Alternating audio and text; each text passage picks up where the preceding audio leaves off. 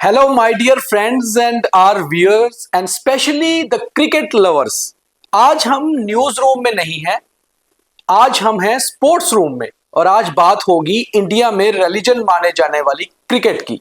तो जब हम क्रिकेट को रिलीजन कहते हैं तो फिर इस रिलीजन से जितने भी लोग जुड़े हुए हैं उनको हमारा ये प्रोग्राम बहुत अच्छा लगेगा और आपको आगे बहुत मजा आने वाला है। इसलिए सबसे पहले हमारे चैनल को सब्सक्राइब कर लीजिए, लाइक, फॉलो और शेयर कर दीजिए ताकि आप जान पाएं कि क्रिकेट में जो सबसे बड़ी आजकल हैपनिंग चीज हो रही है वो क्या है। आईपीएल, इंडियन प्रीमियर लीग, और इंडियन प्रीमियर लीग की ऑक्शन तो हो चुकी है और आज हम उसी ऑक्शन पर बात करेंगे दिल्ली कैपिटल्स की और आरसीबी की।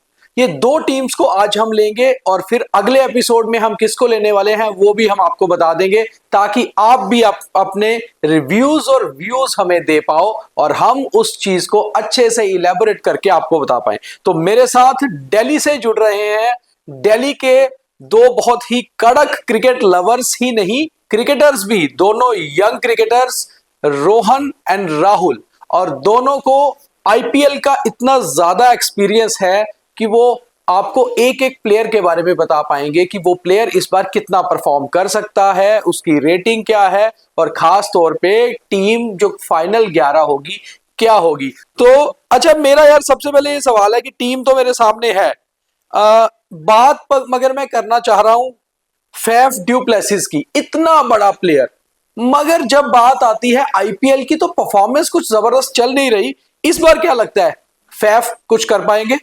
जी दीपक भैया, जैसे आप देखिए फैफ डू प्लेसी एक बहुत पुराना नाम है क्रिकेट में, आईपीएल में नहीं बल्कि क्रिकेट में। रही बात फॉर्म की, अभी कैरेबियन प्रीमियर लीग में भी वो सेंट लूसिया किंग्स के कैप्टन भी थे और उन्होंने जीत भी दिलाई उस टीम को। तो ये कहना गलत नहीं है कि फैफ डू प्लेसी जिस भी टीम में हो वो एक बहुत बड़े एसेट आते हैं। एज बेशक उनके साथ, age is just number for him. बहुत फिट आदमी हैं, आप बहुत फोटो सर्कुलेट होती है जिनमें उनके 6 पैक्स और शोल्डर्स इतने रोबस्ट बने हुए हैं अभी भी, तो उनकी फिटनेस पे तो क्वेश्चन नहीं किया जा सकता। दिल्ली ने इनको लेके एक बहुत बढ़िया मूव लिया है क्योंकि ये आपको एक ओपनिंग में एक अटैकिंग बैट्समैन प्रोवाइड कर सकते हैं और फील्डिंग में भी एक गन फील्डर है।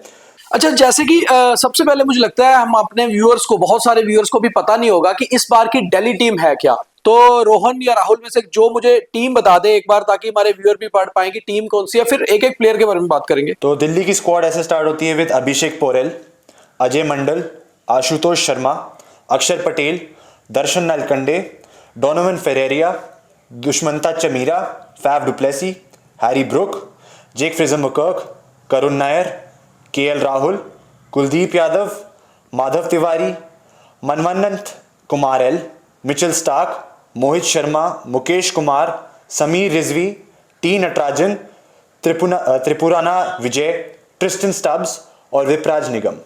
अब इस चीज पे आते हैं, आप दोनों में से मुझे कौन ये बताएगा कि सबसे ज्यादा नजरें किस पे रहने वाली हैं दिल्ली की इस बार? सबसे ज्यादा नजरें तो पिछले साल के match winner and tournament winner Mitchell Starc पे रहेगी।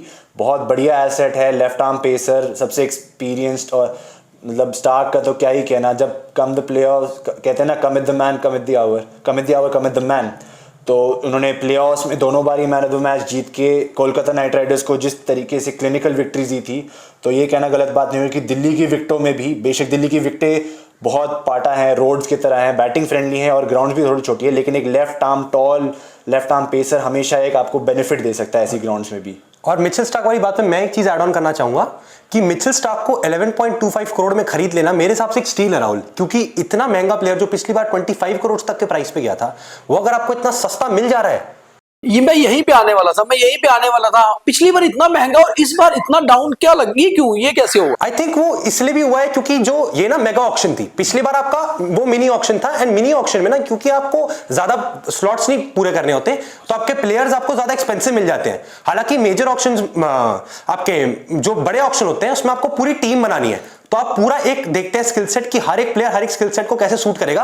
तो आई थिंक उस हिसाब से आपको मिचेल स्टार्क थोड़े से सस्ते मिल गए, क्योंकि अगर आप आईपीएल 2024 में भी उनकी परफॉर्मेंस देखें तो उनके प्लेऑफ्स में परफॉर्मेंस आई थी, लीग स्टेज आई थिंक उनका उतना अच्छा था नहीं राहुल, अगर आप भी देखें। जैसे रोहन ने अभी बोला कि लीग स्टेज उनका इतना ग्रेट नहीं था, तो इसलिए भी एक और रीजन था कि वो पिछले साल 25 करोड़ में बिके थे, क्योंकि वो काफी साल बाद कम बैक कर रहे थे, तो लोग वही प्राइम स्टार्क देख रहे थे कि हर मैच में वही परफॉर्म करेगा, तो उसी हिसाब से वो लोग चल रहे थे। मुझे तो ये लग रहा है कि राहुल रोहन, मुझे ये लग रहा है कि जैसे दिल्ली वाले हर जगह जाकर डिस्काउंट ढूंढते हैं और ये लगता है कि सस्ती चीज मिल जाए तो सस्ते में मिचेल स्टार्क मिल गए हैं इस बार। केएल राहुल भी सस्ते में मिल गए उस हिसाब से। लेकिन दिल्ली वालों ने दिमाग बहुत अच्छा लगाया है। इवन दो पिछला कुलदीप यादव और मुकेश कुमार को लेकर क्या सोच रहे हो? मुझे कुलदीप लगता है यादव दोनों तो में से भी कोई करिश्मा करेगा। जी भैया, कुलदीप यादव तो आप देखें तो वो दिल्ली के लिए ना हमेशा अच्छे बॉलर ही रहे हैं। अगर आप इस सीजन में भी देखें, कुलदीप यादव जैसा एक चाइना मैन जो है, जो एक मिस्ट्री स्पिनर भी आप कह सकते हैं, वैसे स्पिनर लेफ्ट आर्म बहुत कम मिलते हैं और इंडिया के भी one of the prime T20 spinners है वो। तो कुलदीप यादव तो हमेशा, अक्षर पटेल और कुलदीप यादव का लेफ्ट आर्म स्पिन डुओ एक अच्छा कॉम्बिनेशन रहता है। बहुत अच्छा डुओ इसलिए रहे। कुलदीप यादव एक चाइना मैन जैसे बोला गया, और वो एक रेयर कमोडिटी थी, not just in India but in the world.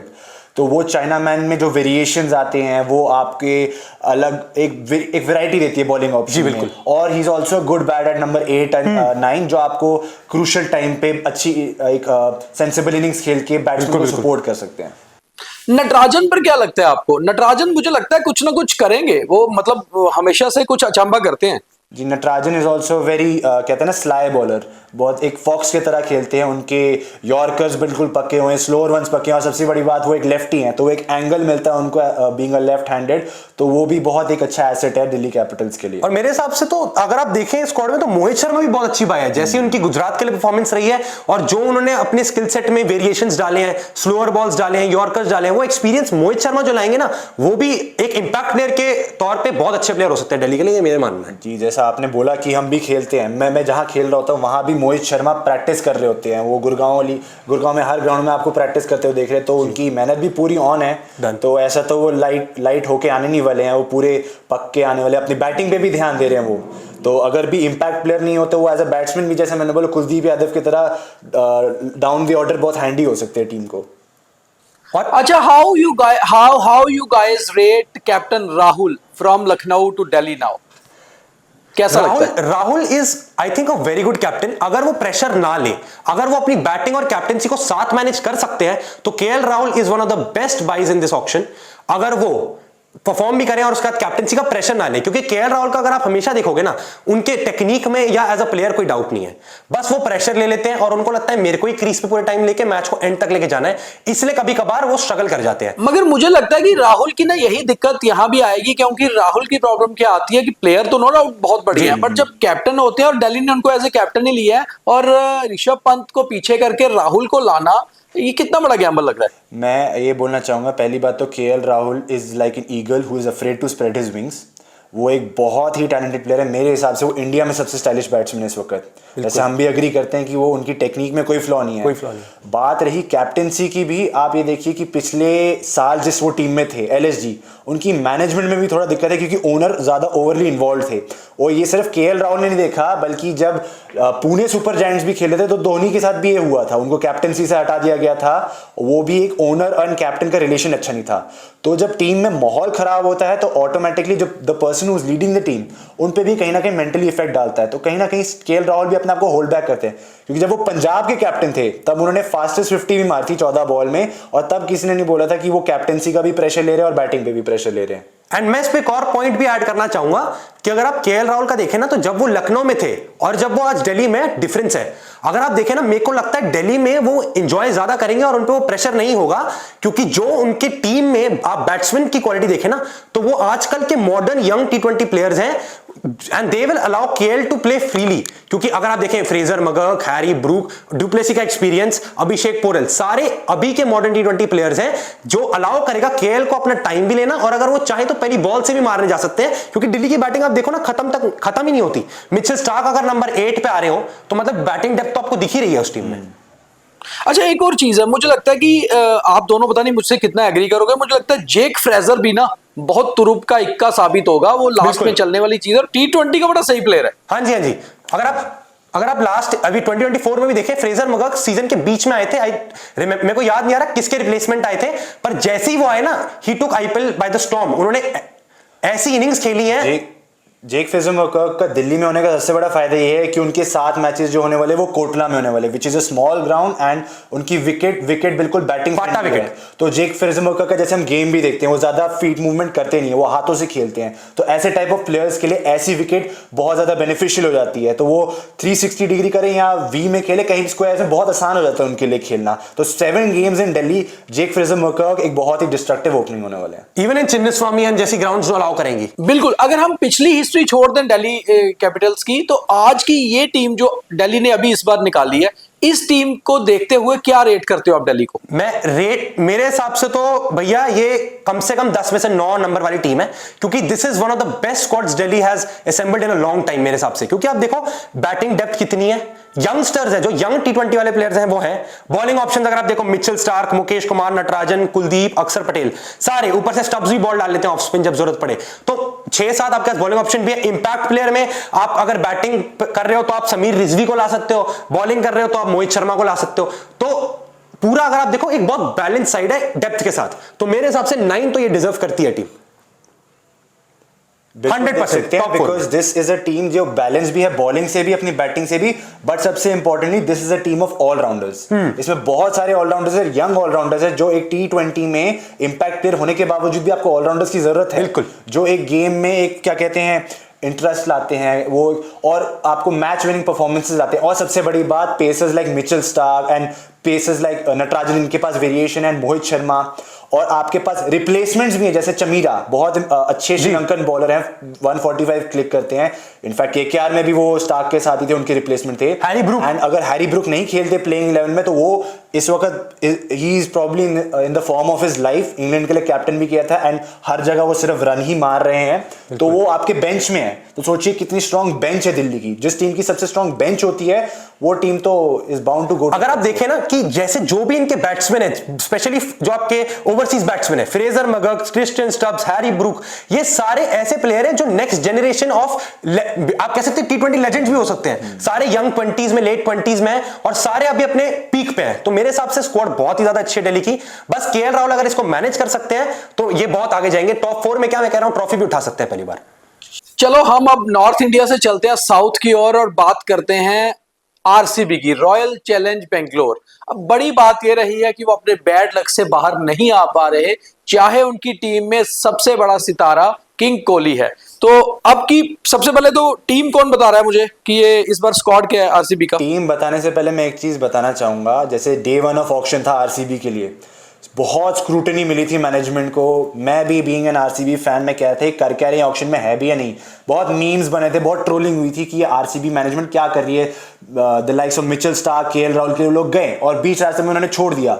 But मजाक में RCB ने एक डिसेंट स्क्वाड खड़ी की। Actually one of the best squads in a long time for RCB। So the squad is as follows. अभिनंदन, हाँ, काफी देर बाद मैं भी स्क्वाड पढ़ रहा था, मुझे भी बेटर लग रहा है। अपने व्यूअर्स के लिए एक बार स्क्वाड बता देते हैं। हाँ जी बता दीजिए। Abhinandan Singh, Bhuvneshwar Kumar, Devdutt Padikkal, Jacob Bethell, Jitesh Sharma, Josh Hazlewood, Krunal Pandya, Liam Livingstone, Lungi Ngidi, Manoj भांगड़े, Mohit Rathee, Nuwan Thushara, Phil Salt, Rajat Patidar, Rasikh Dar, Romario Shepherd, Suyash Sharma, Swapnil Singh, Swastik Chikara, Tim David, Virat Kohli and Yash Dayal.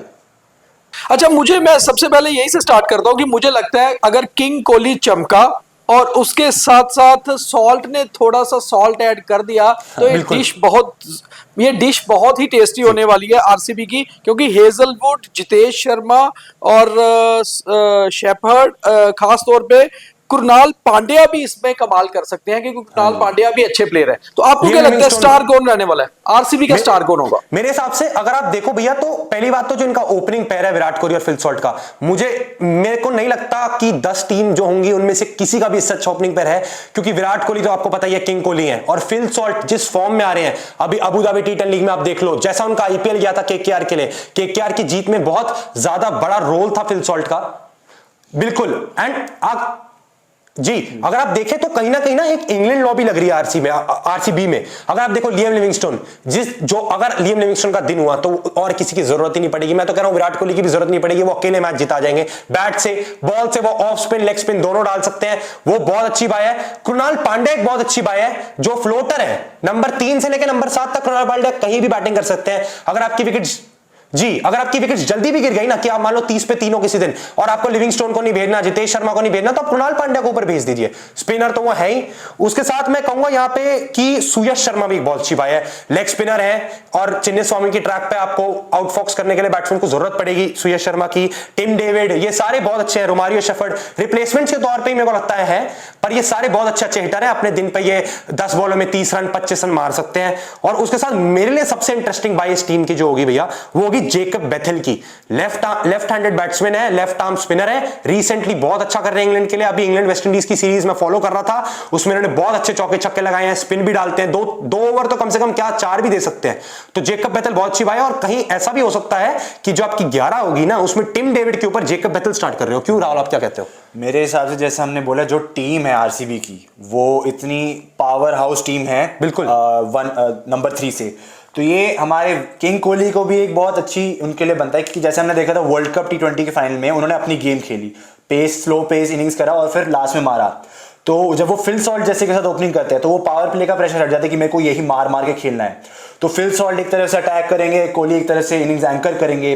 फिर अगर फिल सॉल्ट भी आउट होता है तो उसके बाद टिम डेविड आ रहे, लियम लिविंगस्टोन आ रहे, जितेश शर्मा आ रहे, तो पूरा पावर हाउस टीम है। एंड जैसे हमने बोला, कृणाल पांड्या भी एक अच्छे हिटर है बीच में, तो ये कोहली को भी अपनी गेम खेलने में हेल्प करता है। और फिर बॉलिंग देखा जाए तो आरसीबी की जो हमेशा एक बहुत सबसे वीक कहते हैं डोमेन थी, अब जॉश हेजलवुड, जिन्होंने सीएसके को जिताया था, जिन्होंने ऑस्ट्रेलिया को T20 वर्ल्ड कप भी जिताया था, एक बहुत ही अंडररेटेड बॉलर है, उनके कहते हैं ना, ही राइज जो करती है विकेट से उनकी बॉल, जो हार्ड आती है। अच्छा, मेरा एक टेक है इसमें यार, छोटा सा ना। मेरा टेक ये है कि मुझे लगता है जो कोहली की कैप्टेंसी है ना, जो उनकी कैप्टेंसी बहुत सारी अभी उनके बीच में बची हुई है, वो कहीं ना कहीं आरसीबी के लिए बहुत फायदेमंद चीज है। मैं इसी पे आने वाला था कि अभी ना अजम्पशंस अपने हम बना रहे हैं, लेकिन किसी को पता नहीं है, क्योंकि अभी 3 साल के साइकिल में फैफ डुप्लेसी कैप्टन थे, वो जा चुके हैं। क्या विराट कोहली कैप्टनसी करेंगे, या विराट फ्रीली खेलना चाहते हैं और बोल रहे हैं मैं कैप्टन ही रहूंगा? फिर आपके पास देखो ज्यादा ऑप्शन नहीं है, या तो आप यंग जितेश शर्मा के पास जाओगे, या आपको लिविंगस्टोन से कैप्टन। मुझे लगता है विराट की जो एक्सपर्टाइज कैप्टेंसी की बची हुई है ना, जिसको इंडिया बहुत यूज कर सकती थी, वो आरसीबी यूज कर सकती है अगर आरसीबी के कैप्टन कोहली रहे तो। बिल्कुल। आप जैसे अभी टेस्ट सीरीज भी देखिए, हमारा बीजीडी जो चल रहा है, उसमें आप देखेंगे कि कोहली अभी भी वो जान लगा रहे बिहाइंड द विकेट जब वो स्लिप्स में खड़े हैं। एक्चुअली कैप्टन चाहे रोहित शर्मा हो या कैप्टन कोई भी और हो, उसके पीछे जो कोहली की एक्सपर्टाइज रहती है वो बहुत काम आती है किसी भी टीम। कोहली की एक्सपर्टाइज से ज्यादा सर मैं ये कहूंगा कि Kohli is a fast bowlers captain. ये हम 2014 से देखते आ रहे हैं। मोहम्मद सिराज। और सबसे बड़ी बाय जो हम बात भी नहीं कर रहे हैं अभी, वो है भुवनेश्वर कुमार। वही बंदा जिन्होंने इनको 2016 में बहुत दिक्कतें दी थी, आज उन्हीं के साथ एट अ गुड प्राइस इस टीम में आ चुके हैं। भुवनेश्वर कुमार को आप अगर इंडिया से भी टीम से भी बाहर करते, लेकिन उनके अंदर से आप क्रिकेट और उनकी स्किल को नहीं निकाल सकते।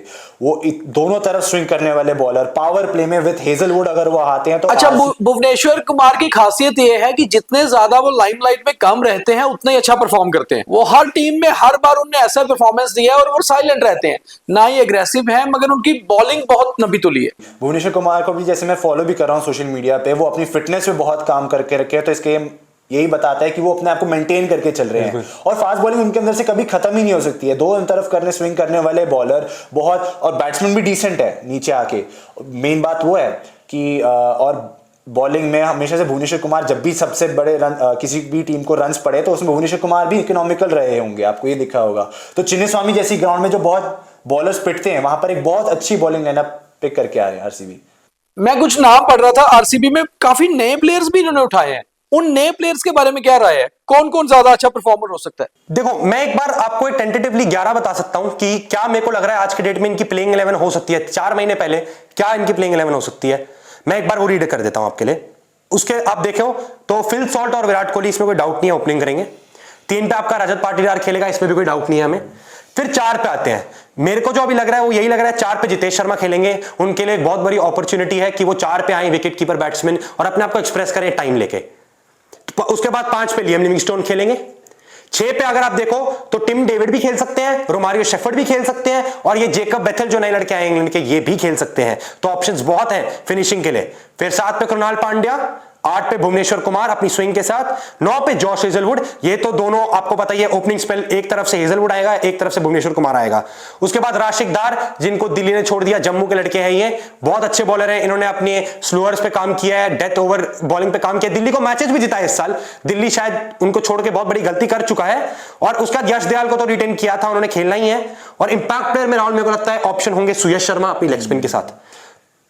हाँ, ये दोनों में से कोई आ सकता है। मतलब टीम ओवरऑल ये हम कह सकते हैं कि एक बैलेंस टीम है और बहुत साल बाद एक अच्छी टीम देखने को मिल रही है आरसीबी की। ये team is not just a team of good players, but rather ये टीम है ऑफ मैच विनर्स।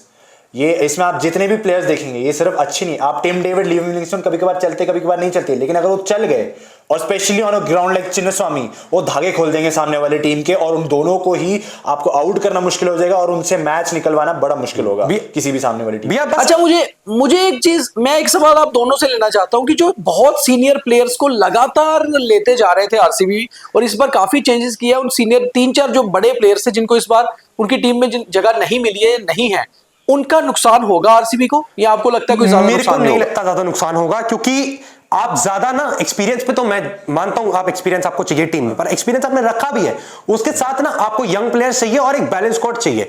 आरसीबी का अगर आप हमेशा देखें हर साल यही होता है, उनकी बैटिंग तो बहुत अच्छी होती है पर उनकी बॉलिंग उनको हमेशा मरवाती है। और चिन्नस्वामी जैसे ग्राउंड में छोटी बाउंड्रीज के साथ, पाटा विकेट के साथ आपको बैट्समैन तो मिल जाएंगे, आपको बॉलर चाहिए जो आपको मैच जिता सकते हैं अच्छी इकोनॉमी के साथ, अच्छी विकेट्स लेके। वो आरसीबी ने इस बार किया है मेरे को लगता है, क्योंकि अगर आप सारे बॉलर देखो ना, ऐसे बॉलर हैं जो अपने बुरे दिन पे भी 40 से ज्यादा तो मेरे को नहीं लगता खाएंगे।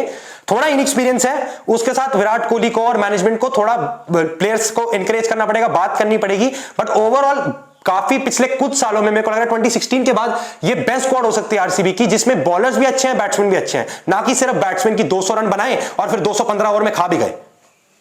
आरसीबी को हम कहां रेट कर रहे हैं इस बार, क्या लगता है? 4 में, फाइनल 4 में जगह दे सकते हैं सेमीज में? फाइनल 4 में भैया मेरे को अभी अगर आप पूछोगे मेरे को थोड़ा मुश्किल लग रहा है, क्योंकि मेरे को ना जितने इस टीम के एडवांटेजेस अगर आप देखो, ड्रॉबैक्स भी थोड़े ज्यादा ही हैं। जैसे राहुल ने पहले ही बोला कि टिम डेविड और लिविंगस्टोन अपने दिन पे जिता सकते हैं, लेकिन उनका दिन हर दिन नहीं आता, ये भी हमें पता है कि वो 2-3 मैच जिता के दे देंगे, क्या वो कंसिस्टेंटली परफॉर्म करेंगे? और बॉलिंग में भी आप देखो तो यश दयाल, राशिक धार, ये थोड़े इनएक्सपीरियंस है, जितना भी आप कह लो उतना एक्सपीरियंस नहीं है। और भुवनेश्वर कुमार पे भी एक क्वेश्चन, हेजलवुड पे मेरे को कोई क्वेश्चन नहीं है, कृणाल पांड्या पे मेरे को कोई क्वेश्चन नहीं है। थोड़ा सा आपको भुवनेश्वर कुमार को देखो क्वेश्चन करना पड़ेगा कि इंडिया के सेटअप में अब है नहीं, क्या अब सेम वो लेवल भुवनेश्वर कुमार का है, एज उनके साइड पे नहीं है, ये कुछ क्वेश्चन है जो आपको आंसर करने पड़ेंगे। तो मैं इनको टॉप 4 में फिलहाल नहीं देखूंगा भैया, बट ओवरऑल अगर आप देखो तो 7.5 आउट ऑफ 10 की टीम ये है। एक और ड्रॉबैक जो इस टीम का है, जो अभी डिस्कस नहीं हुआ है, जैसे रोहन ने बोला, ये इंग्लैंड लॉबी है और ये प्लेऑफ्स मतलब एक क्लियर सी बात है कि पहले से अच्छी परफॉर्म करेगी आरसीबी, बट आरसीबी कितना ऊपर जाएगी रेटिंग्स में ये हम अभी नहीं कह सकते, क्योंकि बाकी टीम्स को भी तो डिस्कस करना है हमने। और रोहन और राहुल, नेक्स्ट एपिसोड में किसको ले रहे हैं? नेक्स्ट एपिसोड में किन टीम्स को ले रहे हैं? नेक्स्ट एपिसोड में हम केकेआर और एमआई की बात कर लेंगे, केकेआर और एमआई की, ठीक है। तो व्यूअर्स के लिए एक बड़ी इंपॉर्टेंट चीज ये है कि आरसीबी को लेकर हम जो कह रहे हैं, आपके जो कमेंट्स हैं वो भी बताइए, और दिल्ली कैपिटल्स को लेकर भी जो आपके कमेंट्स हैं जरूर बताइए। जो हमने बताया, अगर आपकी राय कुछ अलग है तो कमेंट बॉक्स में जरूर बताइए, ताकि हम इसके ऊपर लगातार डिस्कस करते रहे। और कल नेक्स्ट एपिसोड में मुंबई इंडियंस और केकेआर की बात करेंगे, और बात करेंगे इंडिया के ईस्ट की और इंडिया के नॉर्थ वेस्ट की। तो अब देखना है कि मुंबई और कोलकाता, दो बड़े शहर जिनके आपस में तो मुकाबला होता ही है, और बड़ी चीज यह है कि दोनों टीम्स दो दिग्गज स्पॉन्सर्स की टीम भी है, ये भी देखना होगा, और धमाल हर बार होता है। तो इस बार केकेआर कैसा करेगी, एमआई कैसा करेगी, ये दो के ऊपर दोबारा से हमारे दो एक्सपर्ट्स राहुल और रोहन हमारे साथ रहेंगे कल के एपिसोड में। और आपको आज का ये एपिसोड कैसा लगा, आपके क्या व्यूज हैं, ये जरूर बताइए। और जनाब, बात वही आ जाती है कि यहाँ राहुल और रोहन जो आपको बता रहे हैं वो आपको बड़े क्रिकेट के एक्सपर्ट नहीं बता पाएंगे, क्योंकि रीजन क्या है, यहाँ पर बात टेस्ट मैच की या वनडेयर्स की नहीं है, यहां बात है आईपीएल की, और आईपीएल में एक बॉल के साथ गेम बदलता है। इसलिए इस गेम को बदलने के लिए आपको एक्सपर्ट की राय भी बदलनी होगी और बहुत बारीकी से समझना होगा कि टीम्स हैं क्या। तो आपको हमारा ये एपिसोड कैसा लग रहा है क्रिकेट बाज? कल के एपिसोड में दोबारा मिलेंगे। आज का एपिसोड कैसा लगा जरूर बताइए, लाइक फॉलो शेयर करते रहिए। Rohan and Rahul bye bye till now, कल दोबारा मिलते हैं। Thank you so much. Bye, take care.